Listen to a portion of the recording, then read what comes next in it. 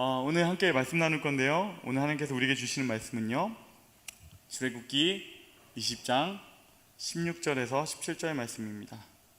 출애굽기 20장 16절 17절 말씀입니다. 이 두 절의 말씀 우리 한 목소리로 함께 읽겠습니다.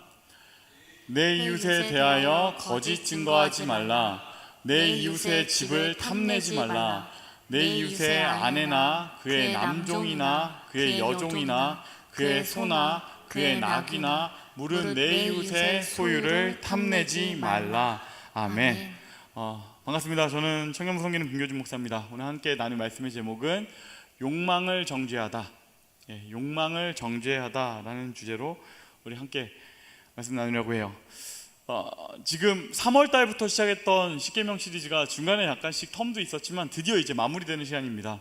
오늘은 90계명 우리가 같이 다루는데 그 중에서도 특별히 오늘은 10계명에 집중해서 9계명에 대해서는 조금 더 자세한 이야기들은 오늘 위임 목사님께서 1, 2, 3부에서 해주셨는데 그 부분을 조금 더 함께 나중에 찾아보시면 좋을 것 같고요.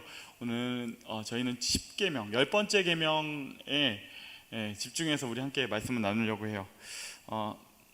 가끔씩 우리가 살다 보면 우리가 내가 믿고 있는 게 무엇인지에 대해서 좀 깊게 들여봐야 되는 순간들이 있죠. 오늘이 사실 그런 시간이 될 겁니다. 내가 뭘 믿고 있는가에 대해서 조금은 오늘 하는 이야기들은 어떤 면에서는 조금은 철학적이고 그리고 어떤 면에서는 조금 강의 같은 면도 있는, 근데 세바시를 본다는 느낌으로 한번 같이 보시면 좋을 것 같아요. 십계명을 정리하면서 오늘 얘기를 한번 하려고 합니다. 먼저 십계명을 1계명부터 10계명까지 이 구조를 함께 보시죠. 1계명부터 10계명을 한번 띄워주시면요, 1계명부터 4계명까지는 하나님과 사람 사이의 계명, 나 외에는 다른 신을 내게 두지 말라, 우상을 만들지 마라, 하나님의 이름을 망령되게 부르지 마라, 안식일을 거룩하게 지키라. 하나님과 사람 사이에 지켜져야 될 하나님 사랑에 대한 파트가 있고요. 그리고 그 뒤에 이어지는 5계명부터 10계명까지는 사람과 사람 사이의 얘기입니다. 내 부모를 공경하라, 살인하지 말라, 간음하지 말라, 도둑질하지 말라, 내 이웃에 대해 거짓 증거하지 말라, 내 이웃의 집을 탐내지 말라. 이 순서로 되어 있습니다. 여기서 이 구조를 자세히 보시면 5계명 같은 경우에는 일종의 기준점 같은 것이에요. 이건 뭐냐면 하나님께서 그 본능 가운데 사랑의 마음을 심어주신 존재, 부성애, 모성애를 심어주신 존재, 그게 누구죠? 부모죠. 그 부모마저도 사랑할 수 없다면 어쩌면 우리는 아무도 사랑할 수 없다. 그러니 내 부모를 사랑해라. 사랑하기 어려운 그 부모에 대해서 좀 마음을 한번 열어봤으면 좋겠다. 5계명은 이제 이웃 사랑의 최소점이자 이제 기준점이고요. 한번 그냥 계속 한번 띄워 주시겠어요? 그 다음에 이어지는 6계명부터 10계명은 구조상 보면 그렇게 돼 있어요. 중대 범죄부터 사소한 범죄로 쭉 이렇게 내려갑니다. 그거죠. 생명에 대한 법, 그리고 공동체와 가족에 대한 법, 그 재산에 대한 법, 그리고 진실에 대한 법, 탐심에 대한 법, 이 순서로 차례차례 이렇게 내려가면서 진행이 되게 돼 있어요. 그런데 여기서 아주 이상한 부분은 뭐냐면 바로 10번째 계명입니다. 아주 독특한 10번째 계명이 있어요. 이 10번째 계명은 두 가지에 있어서 되게 독특한데요. 첫 번째, 내 이웃의 집을 탐내지 말라는 이 계명은요, 8번째 계명, 도둑질하지 말라는 8계명과 좀 겹치는 영역이 있다는 것이에요. 도둑질하지 말라라는 이 계명이 있는데 어쩌면은 10계명이 굳이 있을 필요가 있는가라는 생각이 드는 지점이 있는 거죠. 겹치는 부분이 있다. 그리고 또 하나 더 이상한 점이 하나 있다면, 지금까지 앞선 계명들이 전부 다 행위에 대한 계명인데 이 10번째 계명은요, 욕망에 대한 계명입니다. 이건 되게 독특한 부분이에요. 왜냐하면 10계명은 하나님께서 우리에게 주신 법인데, 그런데 욕망이란 것은 사실은 법의 영역에 해당할 수 없어요. 당연하죠. 세상에 어떤 법이 욕망을 그 법의 내용 안에 넣습니까? 욕망은 볼 수가 없고 처벌할 수가 없어요. 그러니까 세상 어떤 법들도 어떤 법인 의도나 동기 같은 걸 가지고 정죄하지는 않아요. 그러니까 행위에 집중합니다. 했어 안 했어, 우리가 볼 수 있는 것들, 처벌할 수 있는 것들, 여기에 집중합니다. 그런데 10번째 계명은 욕망을 정죄하고 있어요. 내 이웃의 집을 탐내지 마라, 내 이웃의 아내를 탐내지 마라, 내 이웃의 재산을 탐내지 마라. 이 너의 생각과 동기를 죄의 대상으로 봐요. 이건 법으로 본다면 되게 이상한 부분입니다. 그런데도 명백하게 10계명은 분명히 이 10번째 계명으로 끝나고, 이 말씀은 분명한 하나님의 명령이에요. 너는 이웃의 집을, 이웃의 아내를, 이웃의 재산을 탐내지 말아라. 그러면 여기서 우리는 궁금해집니다. 이건 뭘 의미하는 걸까? 왜 이렇게 확인될 수 없는 그 무엇을 10번째 계명으로 넣어 놓으셨는가? 그리고 이 10번째 계명이 특별한 것은 이 10계명 전체가 무엇을 말하고 있는가? 지금까지 앞선 법들은 어떤 면에서 세상의 법들과 겹치는 면들이 있다면, 살인하지 말라, 가늠하지 말라, 겹치는 면들이 있다면 10번째 계명은 그걸 뛰어넘게 만드는 특별한 지점이에요. 그것이 무엇인가에 대해서 살펴보다 보면 우리 이 10계명 전체가 뭘 말하고 있는지도 알 수 있고, 우리가 믿고 있는 것이 무엇인지가 분명해집니다. 그래서 오늘은 우리의 특별함, 우리가 믿고 있는 것이 얼마나 독특한가를, 나를 잘 알기 위해서 거꾸로 남을 한번 살펴보려고 해요. 지금 뭘 보러 갈 거냐면 불교를 보러 갑시다. 260자로 된 불교의 경전, 불교의 정말 정수를 꼭꼭 모아 담은 것 같은 반야심경이라는 경전이 있는데, 그 반야심경의 마지막 구절은 이겁니다. 아제아제 바라아제 바라승아제 모지사바하. 들어본 적 있으세요? 아마 여러분이 이거는 한 번 정도는 들어보셨을 겁니다. 워낙 이것이 무슨 그 종파를 초월해서 불교에서는 다 중요하게 생각하는 경전이고요. 260자밖에 안 되는 핵심이라서 어디선가 들어봤을 건데, 제가 만약에 이것을 음을 넣어가지고 읽어드리면 그거 TV에서 한번 들어본 적 있어요 라는 말을 하시겠지만, 제가 이 자리에서 그걸 음을 넣어서 읽으면 제가 큰일 나기 때문에 그렇게 하지 않겠습니다. 그 문장의 뜻은 이겁니다. 가자 저 언덕으로 가자, 저 언덕으로 완전히 가자, 깨달음을 성취하자, 이런 뜻이에요. 가자, 저 깨달음을 향해서 우리가 가자, 이런 거예요. 이거는 세상 모든 종교들의 특징입니다. 세상의 모든 종교들은요, 신을 향해서 가는 종교입니다.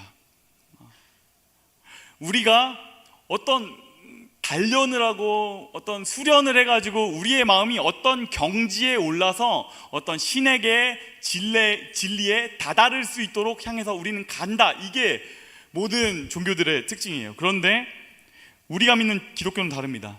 기독교는요, 하나님께서 우리에게 오신 종교예요. 우리가 뭔가를 막 단련하고 이루어내서 하나님을 딱 만나게 된 지점이 아니고요, 모든 걸 다 가지신 무한대에 수렴하는 것 같은 그 하나님께서 완전 영에 수렴하고 있는 우리를 찾아오시는 종교, 그것이 우리 기독교다. 출애굽기와 십계명이 이걸 되게 명백하게 보여줍니다. 출애굽기는요, 하나님께서 노예를 찾아오시는 얘기예요. 이집트에서 노예살이하고 종살이하고 있는 사람들, 이 사람들은 배움도 없고 재산도 없고 아무것도 없어요. 그런데 그런 그들에게 하나님께서 찾아오시는 이야기, 이게 출애굽기입니다. 그들이 뭔가를 해내가지고 어떤 지역을 점령하고 그리고 어떤 나라를 세우고, 그래서 우리 신을 모시는 그런 형태가 아니고요, 아무것도 없는 존재에게 하나님께서 그냥 가능성 없는 인간에게 하나님이 오시는 이야기, 이게 출애굽기고요. 그리고 그렇게 오셔서 주시는 것이, 하시는 말씀이 십계명이에요. 그 십계명은 우리가 전혀 알지 못했던, 생각하지도 못했던 어떤 지점들을 포함한 완전히 새로운 기준, 완전히 새로운 세계관을 딱 우리에게 던지는 얘기입니다. 이걸 통해서 하나님이 우리에게 이렇게 질문하시는 것이에요. 다음 문장을 우리 함께 읽어볼까요? 시작. 내가 어디 있느냐. 여러분, 이것이 하나님께서 인간에게 물어보시는 첫 번째 질문이었습니다. 이게 언제, 어느 책에서 누구에게 물어보신지 혹시 아시는 분 계실까요?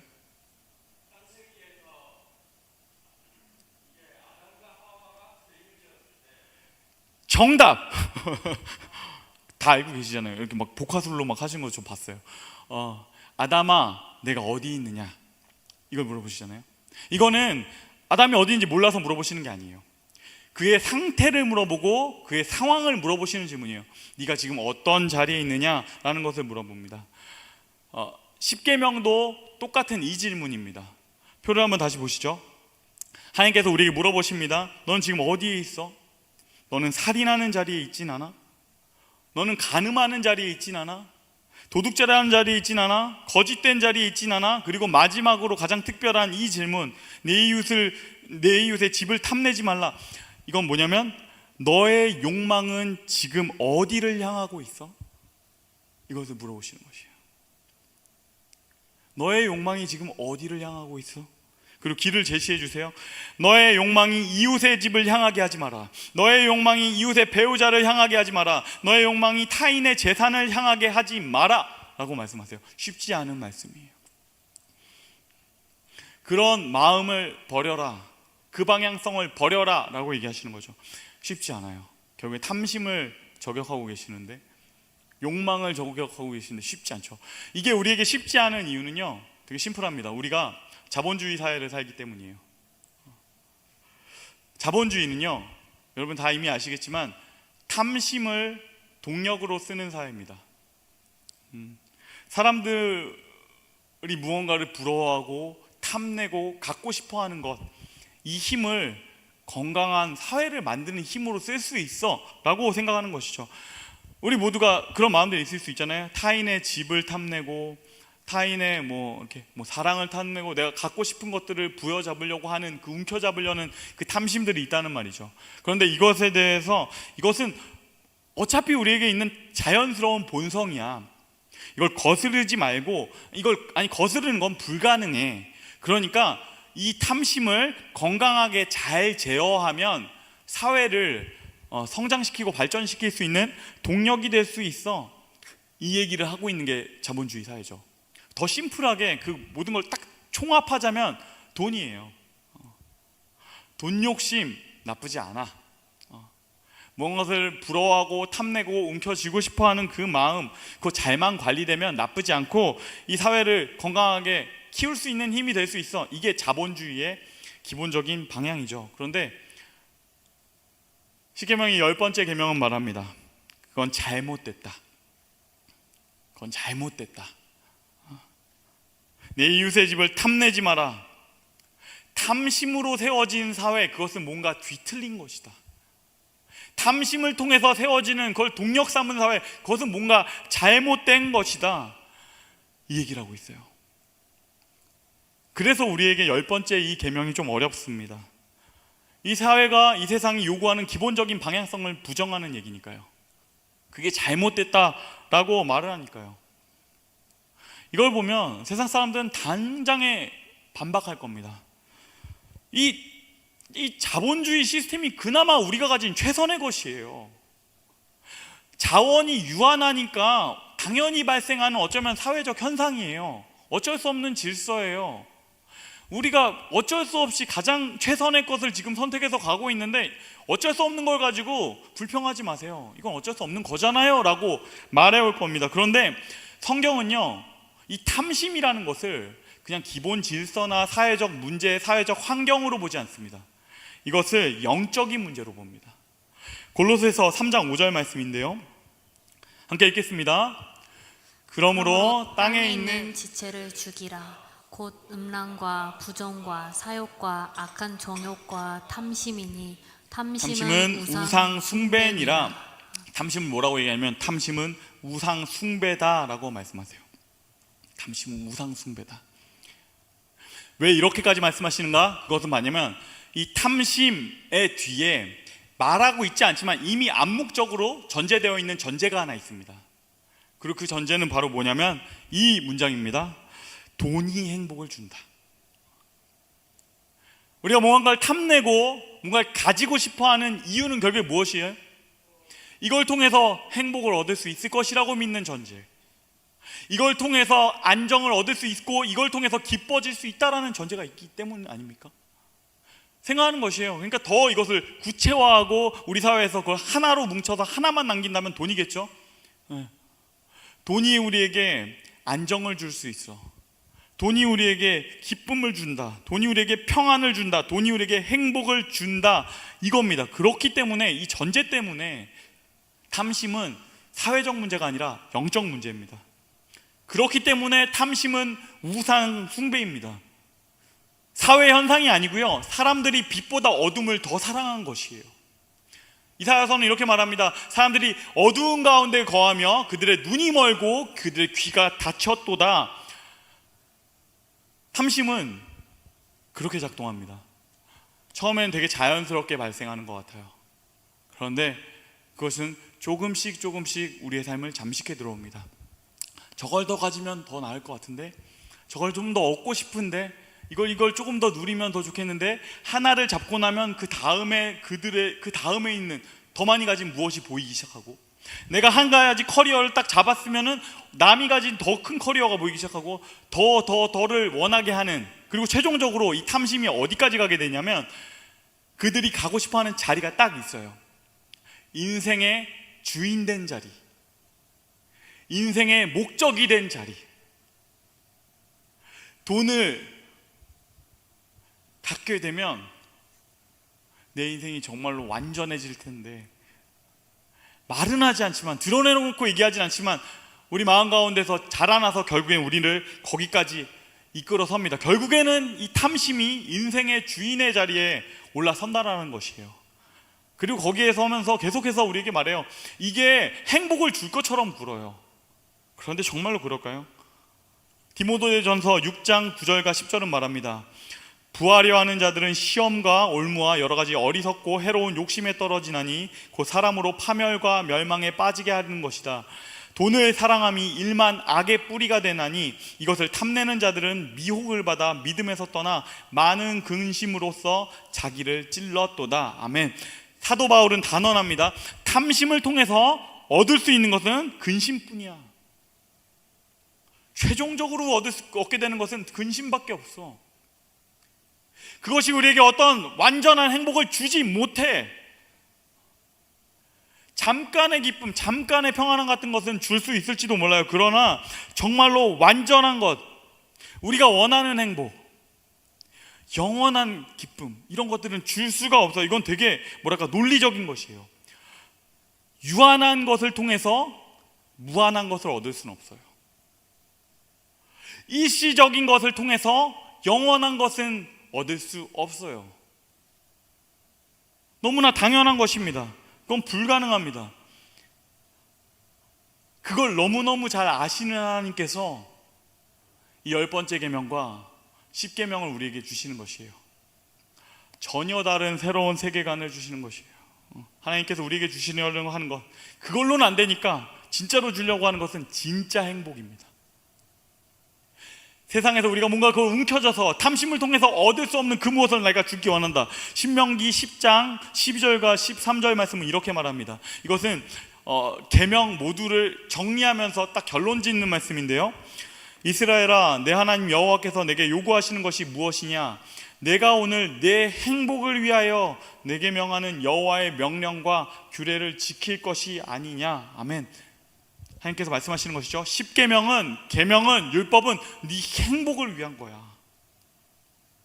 이걸 통해서 나는 너에게 진짜 행복을 주려는 거야. 진짜 복을 줄 거야. 세상이 줄 수 없는 어떤 복을 줄 거야. 그리고 그 복이 무엇인지에 대해서 시편 16편에서 다윗은 이렇게 말합니다. 내가 여호와께 아뢰되 주는 나의 주님이시오니 주 밖에는 나의 복이 없다 하였나이다. 주께서는 생명의 길을 내게 보이시리니 주의 앞에는 충만한 기쁨이 있고 주의 오른쪽에는 영원한 즐거움이 있나이다. 11절은 말하죠. 충만한 기쁨과 영원한 즐거움, 충만함과 그리고 영원함, 이것은 하나님의 속성이에요. 다른 어떤 것들, 어떤 존재도 가질 수 없는 충만한 기쁨, 영원한 즐거움, 이것은 여호와 하나님만이 가지실 수 있는 그 속성이에요. 그리고 그는 2절에서 이렇게 결론 짓습니다. 주 밖에는 나의 복이 없다. 그것은 이 결론이죠. 하나님이 나의 복이다. 하나님이 진짜 복이시고 그 복 그 자체이시다. 사람들은 행복하려고 돈을 쫓고, 행복하려고 로맨스를 쫓고, 행복하려고 커리어를 쫓고, 명예를 쫓고, 여러 가지를 막 쫓아다닙니다. 그런데 그걸로는 안 돼요. 유한은 무한을 얻을 수가 없어요. 그걸로는 안 돼요. 그걸 가능하게 하는 것은 유일하게 충만하신 하나님, 영원하신 하나님, 회전하는 그림자가 없으신 그 하나님, 그 하나님 안에 진짜 복이 있다. 그분이 주는 것이 온전히 충만한 복이다, 이 말씀합니다. 그리고 더 중요한 것은 그 다음입니다. 여러분, 그 복이 당신에게 오셨다라는 것이에요. 그 복이 찾아오셨다. 복 그 자체이신 분이 오셨어요. 그리고 말씀하세요. 온 세상이 행복하려고 아우성 치지면 안 되는 거 봤지? 온 세상이 행복하고 싶어서 난리를 피우지만 그걸 통해서 결국에는 고통과 슬픔과 근심만 얻고 있는 것, 애써봤자 그거 잡을 때마다 허무함만 느끼고 있는 것, 너네는 봤지? 나는 네가 그렇게 사는 걸 볼 수가 없다. 그래서 내가 너를 불렀다. 내가 너에게 왔다. 내가 너를 택한다. 그래서 너는 나의 택함 족속으로 불렀다. 너를 왕같은 제사장으로 불렀다. 너를 거룩한 나라로 불렀다. 나의 소유된 백성으로 불렀다. 내가 너를 어두운 데서 불러내어 나의 기이한 빛 가운데로 초대했다. 내가 너의 복이 되었다.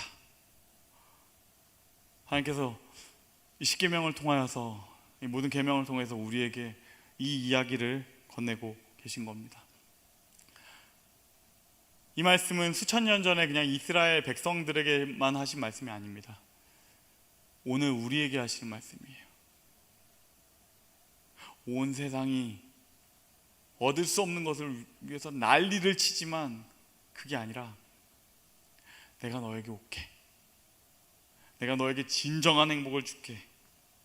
세상이 줄 수 없는 것을 줄게. 그 행복은 존재의 변화이며 진짜 제대로 된 방향이며 영원에 이어지는 풍성한 삶이다. 내가 그것을 너에게 주기를 원한다, 말씀하시는 겁니다. 말씀 맺겠습니다.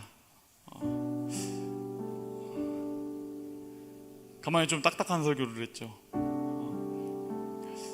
근데 한 번은 이 얘기를 해야만 했어요.